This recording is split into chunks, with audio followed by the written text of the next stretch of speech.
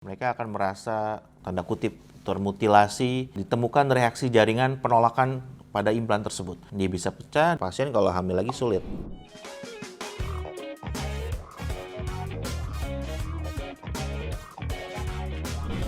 Halo Dokter Hadian, kami sudah tunggu loh dok kehadiran ahlinya bedah plastik nih. Apa kabar dok?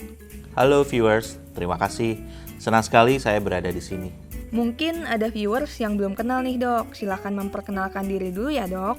Halo, nama saya Dr. Hadian. Saya dokter spesialis bedah plastik, rekonstruksi dan estetik dengan subspesialisasi di bidang bedah mikro rekonstruksi dan onkoplasti. Saya berpraktek di RSPI Pondok Indah, Pondok Indah. Oke dok, jadi beberapa waktu lalu kan kami sempat posting tentang rekonstruksi payudara di IGRS Pondok Indah. Nah, ada nih beberapa komen yang masuk. Dan hari ini akan kami tanyakan ke dokter ya dok. Siap dok? Siap, boleh. Oke, pertanyaan pertama. Masih agak bingung, rekonstruksi payudara itu apa dan untuk siapa ya dok? Baik, terima kasih atas pertanyaannya. Jadi, kita mengenal namanya cancer payudara atau breast cancer. Setelah kejadian breast cancer ini, banyak sekali wanita mengeluhkan turunnya harga diri ataupun quality of life-nya karena prosedur pengangkatan tumornya itu sendiri. Prosedur pengangkatan tumor ini bisa berupa mastektomi ataupun lumpektomi. Mastektomi berarti diambil hampir seluruhnya, baik bisa berupa jaringan kulit, jaringan lemak, ataupun nipple-nya. Nah, kehilangan jaringan ini tentunya berdampak besar pada seorang wanita. Kenapa? Karena payudara adalah organ yang penting. Kita tahu wanita menyusui dan juga merupakan simbol dari kepercayaan diri seorang wanita. Ketika payudara tersebut diangkat, maka quality of life dari wanita tersebut akan turun.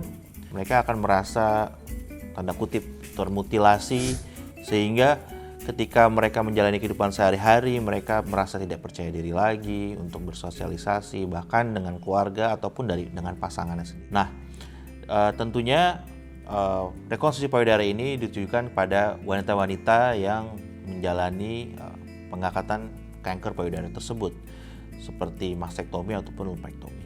Oke, terjawab ya. Jadi utamanya ya untuk penyintas kanker. Nah, kita lanjut ke pertanyaan kedua nih dok. Apa tujuan dilakukannya rekonstruksi payudara? Apakah ini penting? Ya, menurut saya ini sangat penting sekali ya, karena kanker payudara tentunya kita pertama bicara tentang survival dari kanker tersebut. Apakah pasiennya bisa hidup selamat dari kanker? Namun ada hal kedua, saya bilang kedua karena yang pertama tentu survival yang penting. Hal kedua adalah kualitas hidup seperti yang saya sudah sampaikan tadi. Pengalaman kami dengan pasien-pasien, jadi mereka sebetulnya banyak sekali keluhannya bahwa kualitas hidupnya itu terganggu sebetulnya. Baik secara kepercayaan diri ataupun hubungan interpersonal dengan pasangan, keluarga, dan lain sebagainya. Sehingga wanita bisa beraktivitas normal, kembali ke kehidupan normal, bahkan setelah peristiwa pengangkatan kanker yang menurut saya itu sangat besar untuk setiap wanita. Jadi tujuan utamanya di quality of life pasiennya ya dok? Oke, kita lanjut ke pertanyaan ketiga. Dok, apakah rekonstruksi ini sama dengan implan atau berbeda? Ya baik, kalau saya ingin sampaikan bahwa rekonstruksi payudara itu dapat dibagi menjadi dua bagian besar, yaitu menggunakan jaringan tubuh kita sendiri, yaitu kita sebut namanya flap, atau dengan menggunakan alat ataupun sesuatu yang berasal dari luar tubuh kita sendiri. Kita biasa mengenal dengan istilah implan payudara. Wah, pertanyaan keempat ini masih nyambung nih dok. Dok, apa saja kelebihan dan kekurangan dari rekonstruksi flap versus implan? Nah, untuk flap ini punya kelebihan dan kekurangan. Kita bicara kelebihannya dulu pertama. Pertama, dia akan bersifat lembut, natural. Kenapa? Karena dia diambil dari jaringan tubuh kita sendiri. Kedua, dia juga akan bersifat sama seperti payudara aslinya yang tidak ada kansernya. Dan yang ketiga, flap atau jaringan tubuh kita sendiri itu tidak akan seperti implan. Maksudnya seperti apa? Implan itu dia bisa pecah, bisa bocor, bisa juga mengeras, dan karena dia benda asing, dia akan mendapat reaksi tubuh yang buruk misalnya. Ada pada beberapa pasien. Nah, dengan rekonstruksi flap ini maka kekurangan dari implan-implan tersebut dapat ditanggulangi. dan tidak akan terjadi. Dan yang terakhir, kita dapat menyertakan juga sensorik nerve-nya atau sarafnya kita sambungkan sehingga perabaan dan sensasi sentuhnya dapat dipertahankan seperti payudara aslinya. Nah, sekarang saya bicara kekurangannya, khususnya flap deep infraepigastric free flap.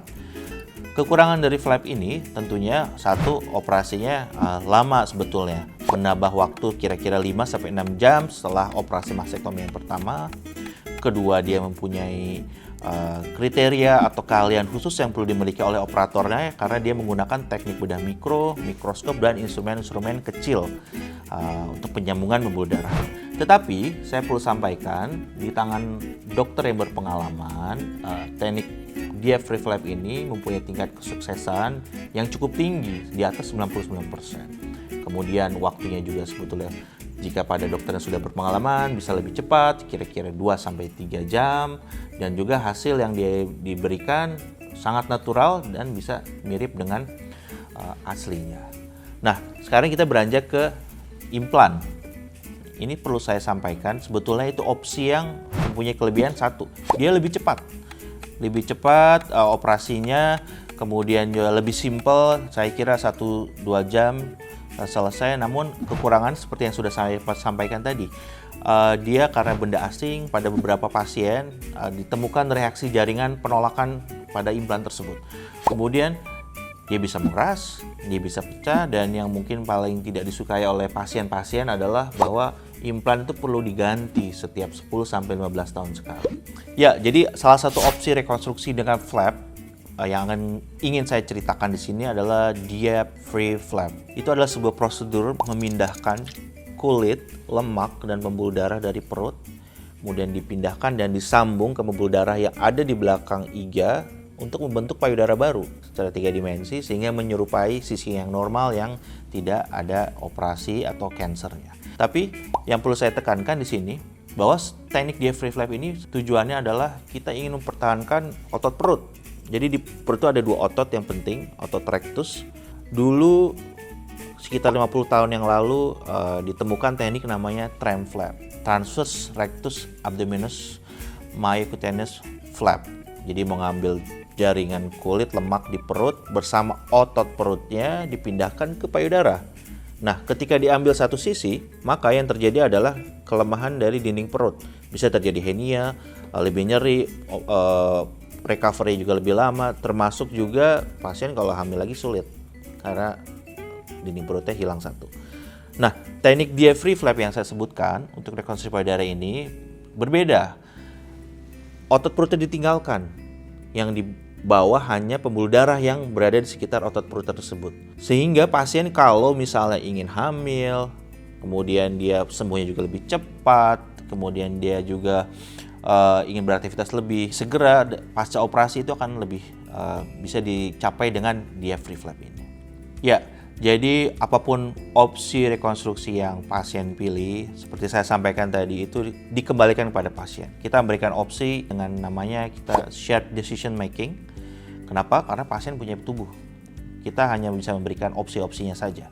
Kemudian pasien menentukan, saya ingin A, saya ingin B, saya ingin C, dan itu dibicarakan dengan tim multidisiplin dari breast cancer tersebut. Nah, kelebihan dari shared decision making ini tentunya karena pasien dilibatkan, maka pasien akan lebih senang, pasien akan lebih patuh dengan regimen terapi yang diberikan oleh para dokter dari multidisciplinary team ini. Wah, seru banget nih penjelasannya, benar-benar lengkap banget. Nah, sebelum kita masuk ke pertanyaan terakhir, ajak viewers untuk subscribe dulu dong, Dok. Ya, jangan lupa like dan subscribe dari video ini, dan jangan lupa juga untuk share video ini pada rekan-rekan keluarga yang membutuhkan. Oke, kita lanjut ke pertanyaan kelima ya, Dok. Dok, bagaimana dengan sensitivitas payudara hasil rekonstruksi flap? Apa masih bisa merasakan juga atau jadi mati rasa atau baal gitu, Dok? Jadi ada kemajuan teknologi yang mungkin bukan baru-baru ini ya, sudah berjalan sekitar 5-10 tahun terakhir, yaitu kita bisa menyambung saraf dari DF free flap tersebut ke saraf di defek di payudara tersebut. Nah, ketika disambung saraf tersebut dengan teknik bedah mikro, jarum yang sangat kecil, dengan menggunakan mikroskop elektronik, maka saraf tersebut akan mengalir sehingga sensasi seperti sensorik, perabaan itu akan kembali pada payudara yang direkonstruksi sehingga menambah kesan lebih natural dan pasien semakin akan meningkat quality of life. Kenapa? Karena pasien merasa utuh, tidak ada yang hilang. Nah, nggak kerasa nih, kita udah di akhir video aja, Dok. Dari dokter, ada pesan nggak, Dok, untuk viewers yang mungkin tertarik dengan rekonstruksi payudara ini? Ya oke, terima kasih sudah mendengarkan penjelasan saya sejauh ini, semoga bermanfaat. Dan jika viewers punya keluarga ataupun rekan-rekan yang ingin berkonsultasi mengenai opsi rekonstruksi dengan GF Freeflap ini, dapat datang ke RSP Pondok Indah untuk mendapatkan informasi yang lebih lengkap. Oke deh, Dok. Terima kasih untuk penjelasannya hari ini ya, Dok. Sampai jumpa. Terima kasih, sampai jumpa.